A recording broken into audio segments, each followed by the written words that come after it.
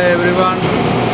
Today we focus condenser is create OptiView control panel your 5K chiller. We check condenser is small temperature difference. The difference between condenser saturation and living condenser liquid temperature. That's called condenser small temperature approach value. Greater than 4 is no good for the chiller.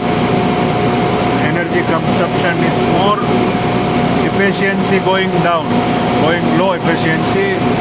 Now showing 1, it's great. It's a good efficiency, and now there is no load too much this chiller.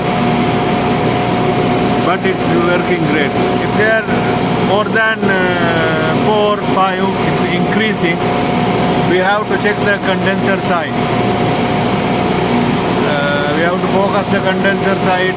Could be tube, have some issue, tube block, falling tube, or scale, some issue in the cooling tower, or some water flow issue in the condenser side.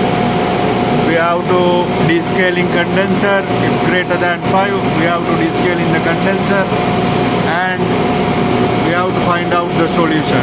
Otherwise, our ampere will going high, energy consumption will going high.